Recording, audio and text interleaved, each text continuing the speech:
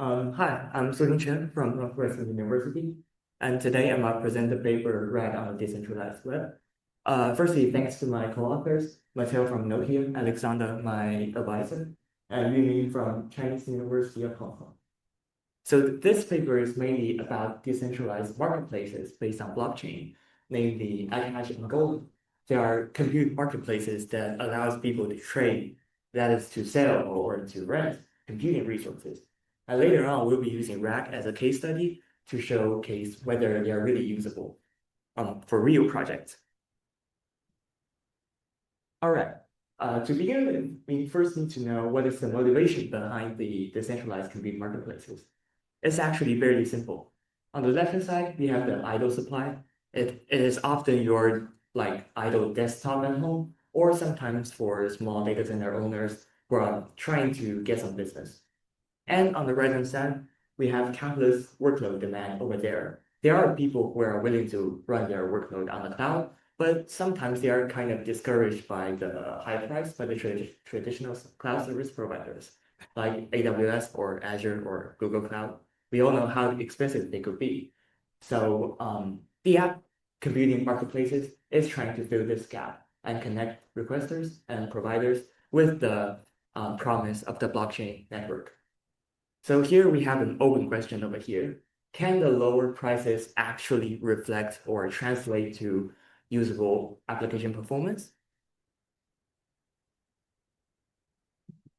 So before we begin on that, let us first show you how the request is actually doing the transaction on the blockchain. The first step is often the requester or the renter broadcasting a workload description across the network. For example, it might be asking for like 4 CPU cores, at least 8 gigabytes of RAM, and at least 200 gigabytes of disk. And on our second step, the provider who are trying to be active on the network for like reputation or just for income would be joining the auction for bidding. Provider A from Ohio might be providing a bid like $3.10 per day, and a provider B as a competitor might provide a slightly higher price locally here in Singapore. The third step is the requester, like for some reason manually or automatically due to some policies, it will make an agreement on-chain with a certain provider, for instance, provider B. And it will need to allocate a certain amount of money, like $15 on-chain, in tokens, of course, to actually sign the agreement. And finally, the configuration, often in form of Docker file, will be sent off-chain directly point to point from requester and provider, and that's basically it for the transaction process. All right, so let's get started on the passive measurement part. The measurement lasts for over a year, starting, it should be like February 2025. And over here, the graph is showing with the same nominal core count, the price is kind of different between Akash Golem and AWS and Azure. So it's like tenfold difference over there in the gap. However, it is kind of noteworthy that the nominal cores are not born the same. We all know like one core today could correspond to like more than 5 cores 10 years ago. That is happening. So later on, we'll kind of normalize the graph with the performance in the case study session. Another very important thing when we are trying to rent a server in the cloud is the location of the hosts. So theoretically, blockchain is designed to be distributed across the globe and it's kind of offering more freedom in terms of the location. However, in reality, the active hosts, that is the hosts are trying to create a bit during the 1 year of measurement, is clustered in like North America and Europe. And unfortunately, if you want to host something in Singapore, it might not be like that much of an option or might not be that cheap. So that is also a concern if somebody is trying to move onto the blockchain. And what's more, or say, unfortunately, an active provider does not necessarily mean active clients or an active market. So we can see on this graph that during this time of measurement, Akash averaged on only 0.3% of the total CPU were occupied. And comparatively, Golem activity remained like negligible at a few dollars per month. Yeah, it's hard to explain why this is happening. It's possible because the barrier to Web3 is higher than people are expecting. But we can see the potential over there. However, we cannot simply say like, hey, there's less than 1% of occupied. That means they're expensive or less performant. And that's why we have the case study. We put RAG and the case study over here because RAG is a big pipeline consisting of at least two compute stages. Stage one on the left-hand side is the index building. We simply cut off the raw data into chunks and put them into the embedding phase for vector and store the vectors into a database. It is often batched so to improve the performance. On the right-hand side, we have stage two, which is query answering. It will retrieve data from the vector database first, then try to do the inference based on the large language model we've deployed on the edge servers, often run from AWS or the app services, and finally return the result or return the response to a client. We simulate the client with a data center level network enabled computer so that it does not become the bottleneck. So embedding and generation, or stage 1 and 2, is trying to move between cloud service provider, I mean the traditional ones, and the app providers as a comparison. And very importantly, the centralized vector service over there in the middle always stays fixed. It is responsible for the storage part and part of the retrieval, and is guaranteed for not being the bottleneck. So let's do the comparison over here. So for stage 1, stage 1 of the case study is related to embeddings. So on the left-hand side, we're using AWS CPU at 64 cores, and it costs like $2,400 per month at 270 seconds for completing our test set.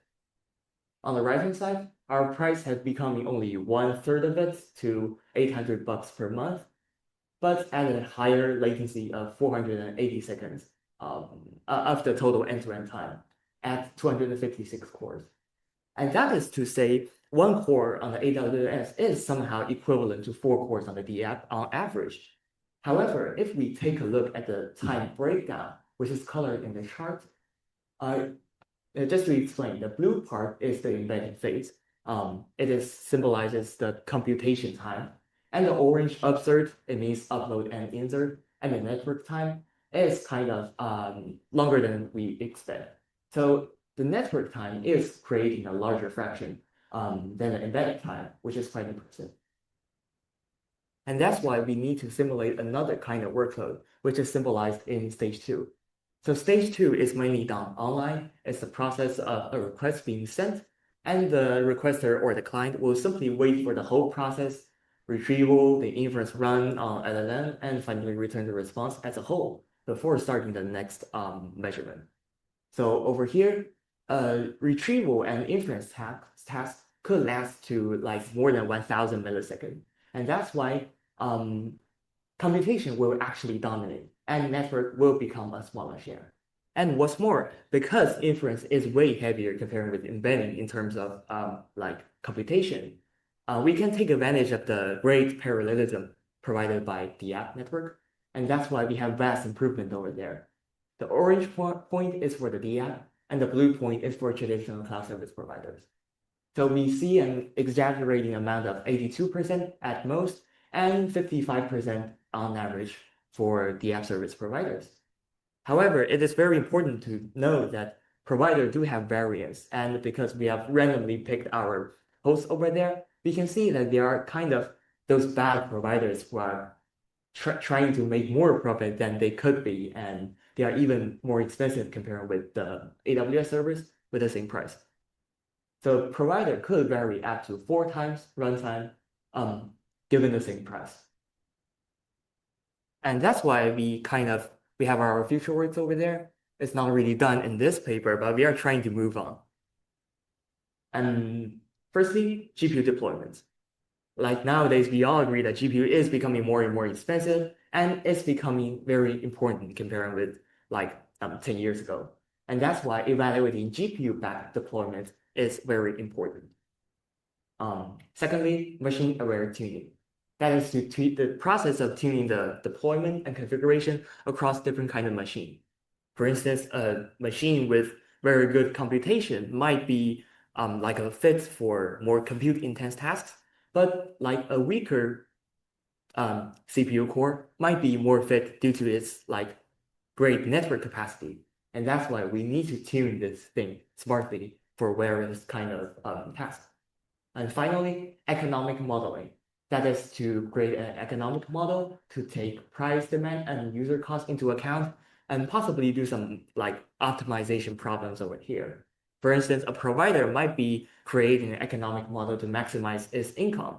By the way, there's actually a DApp paper in Sigmetrics 2022 that is evaluating the DVPN, that is the distributed VPN. It's kind of a similar marketplace-based blockchain, but it's only network. So we're making a new paper over here. Finally, as a takeaway, just one more minute. Firstly, the app marketplaces have abundant capacity, but very limited activity. Secondly, at least in our RAG case study, the app is offering a much lower cost. And finally, provider does vary a lot, so careful selection is required if you are like trying to deploy something real. All right, any questions? And we have a question. I was actually curious if you had talked with any of the providers to get a deeper insight into what was happening. Because at the beginning you said we're not sure why why the utilization was what it was.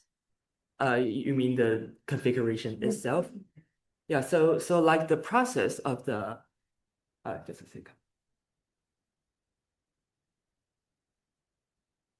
So the process of the resource acquisition is actually online. So every time we are trying to like we're trying to make a request on chain, we'll get like 20s or 30s of response from the service provider, and that is how like mainly how we are actually getting getting the insight of whether the advertised capacity is real. Thank you. Any other questions?